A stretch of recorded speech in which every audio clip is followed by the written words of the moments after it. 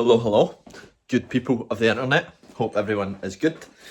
I've had half of my lunch, overestimated how heavy it would be, and I got halfway through and I was like, oh jeez. But welcome to a YouTube channel. This is something that I have been planning on doing for a long time and I've just not got around to doing it. And this year I made a promise to myself. I made a promise that we were going to focus on delivering more impact, more quality conversations, and as much information out into the fitness world as we can. So for those that don't know, my name's Callum. I'm a coach from Glasgow, from Hamilton actually, just outside Glasgow. I have been working inside the fitness space for 4 years now, and I have been involved in health, fitness, sports, performance related sports since about the age of 6 years old. So it's been a long time. It's been a very long time. 21 years spent competing really. But nonetheless, the reason for this video, this vlog, is going to be all around how you can start to build an athletic lifestyle for yourself. You have seen probably the rise of Hyrox, competitive running, run clubs, performance sports. All these things are now so big, they're so bold, they're so brash. And I want to give you an understanding of how you can get the best out of your training, your performance, your nutrition, and your routine. Today we're going to look at two things, running and lifting. And for those on the fitness space side of things, I'm going to clarify one thing. Running and lifting is not hybrid training. But we'll get to that. We'll cover that off. My arm's getting very heavy. It's getting very sore because I'm holding this camera. So what I'm going to do is tidy up my lunch and then we'll get into it. Okay, so while I organise things, I thought I would talk and shoot the shit. So let's talk about running and lifting. Obviously, they are two different endeavours, but essentially what they do is they build one another. They're really good for developing each other. Now, you might be thinking, how is that possible? Because they're two different things. Surely running with heavy legs, lifting after running, it just doesn't work. But if you manage the load properly, it can actually be quite a very beneficial tool.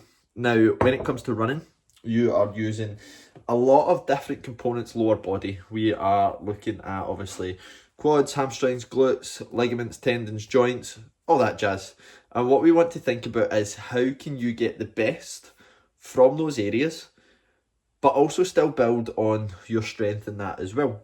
Now, the biggest issue that tends to happen and arises when people step into this style of training is actually the fact that they're trying to do two things both at capacity. So what I mean by this is, I'm going to move this camera.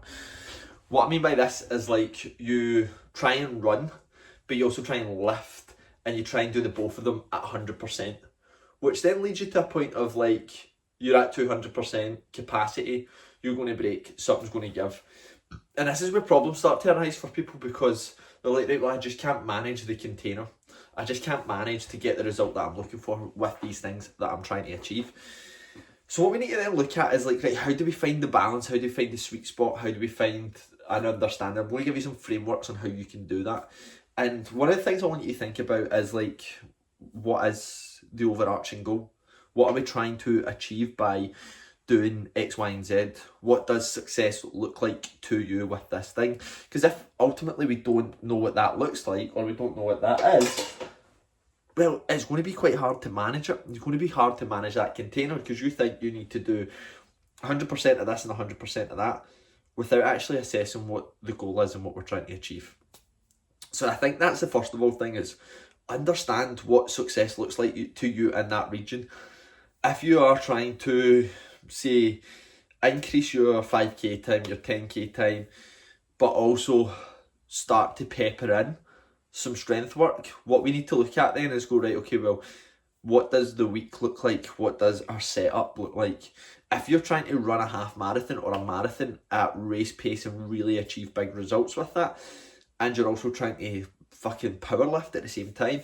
Two completely different containers, and we need to assess where you're at on both of them. So first thing is always looking at like, what is the success metric? Why does it matter to you? Because if we don't understand that, then you're always going to be at a bit of a loss. You're always going to be in a position where it feels off because essentially you don't know what success looks like. Now, main thing I would look at is, what are you achieving by both of these things? So when it comes to running, the way I structure things is, on a Monday, I like to do an upper body work with some distance-based running, anywhere above 5k. Tuesday, I treat this as a bodybuilding day. I actually don't schedule anything in the calendar for a Tuesday because I always know that Monday's quite heavy. Monday's quite a busy, long day. I've got an early start, I've got loads of stuff to do for the business, I've got loads of stuff to do for clients, and it's quite a challenging day.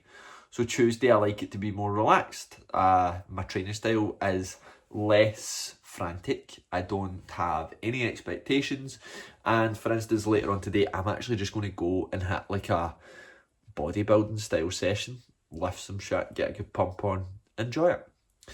Wednesday for me is more where I really start to then delve into the performance related work.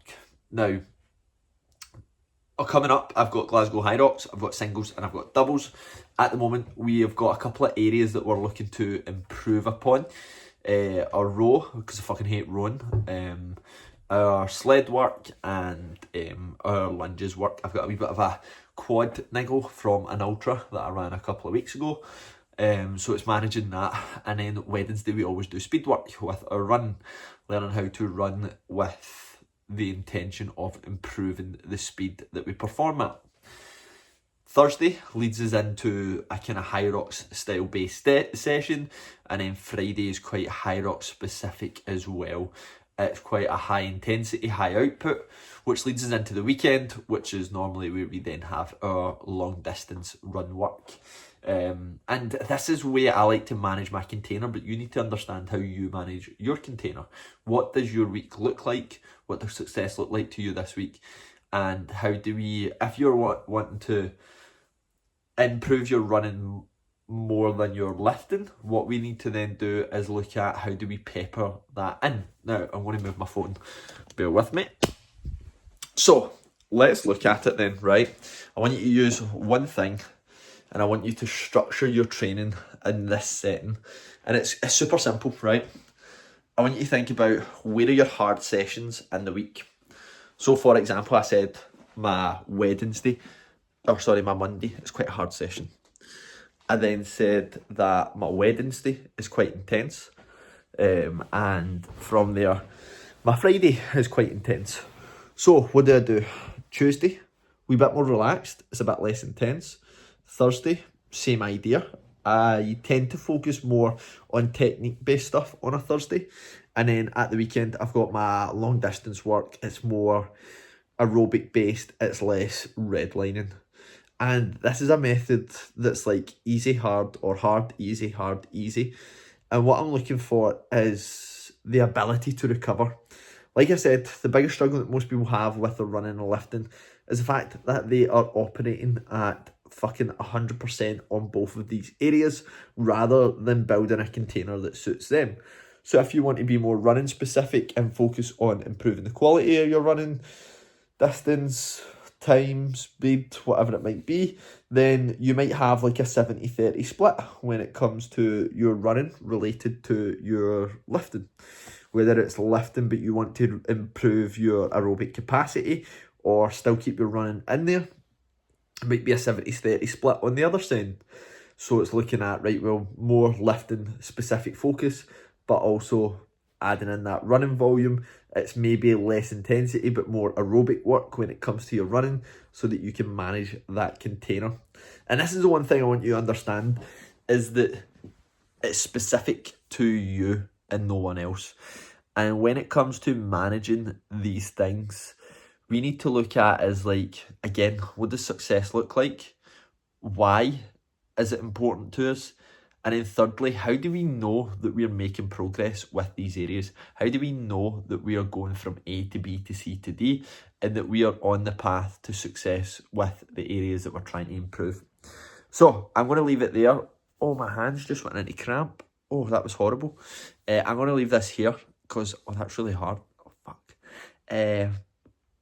Yeah, I'm going to leave this here while I try and uncramp my hand.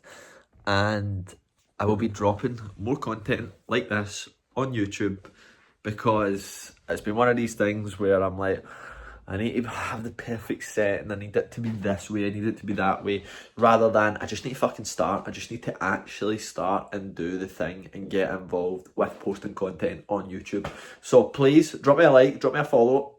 If you are in the Glasgow area and Hamilton area, we have in-person online coaching, all the good stuff. If you're looking to improve the quality of your performance, drop us a follow on Instagram, on Facebook at Callum, is it? I can't actually remember my Instagram handle. Callum _ Project Synergy, I believe it is. If not, just type in my name, you'll find me. And I'll leave all that stuff down in the show notes below. And I will love yous and leave yous and see you soon.